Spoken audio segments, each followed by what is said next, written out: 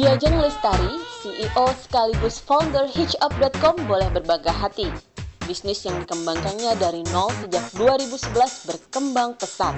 Padahal ide bisnisnya muncul hanya karena dia sulit menemukan wardrobe muslimah yang sesuai untuk bekerja. Dibantu oleh suami yang mengelola situs bukalapak.com, kini Hitchup sudah menjadi e-commerce Islamic fashion pertama dan terbesar dunia. Saat ini, Hitchup menggandeng 500 brand dari 500 desainer yang berbeda, melonjak berkali-kali lipat dari awalnya yang hanya 11 brand. Ya, Hitchup adalah e-commerce fashion.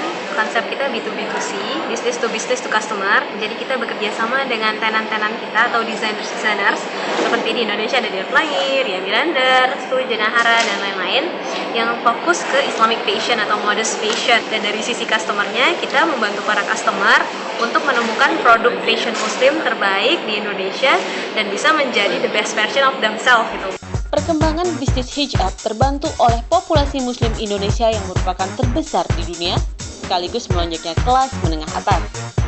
Tahun 2020 diprediksikan dari McKinsey mencapai 85 juta kelas menengah baru, tahun 2030 diprediksikan 135 juta kelas menengah baru. Jadi kelas menengah Indonesia adalah potensi terbesar untuk market gitu. Nah sekarang misalnya di era MEA ini berbondong-bondong para pemain dari luar negeri ingin masuk ke pasar Indonesia. Dan di sini saya melihat kita sebagai orang Indonesia kita harus merubah paradigma dari paradigma konsumen menjadi paradigma produsen gitu. Dan dari sisi IT kita bisa mengakselerasi itu. Persaingan yang tinggi tak membuat Hitchup patah arang. Mereka berupaya menyusun strategi agar bisnis kian lancar. Ya, kalau saya lihat memang sudah menjadi nature ketika satu bisnis itu bagus, yang lain juga ingin bermain di situ. Dan saat ini gimana sih caranya untuk kita mendiferensiasikan produk kita dibandingkan dengan yang lain?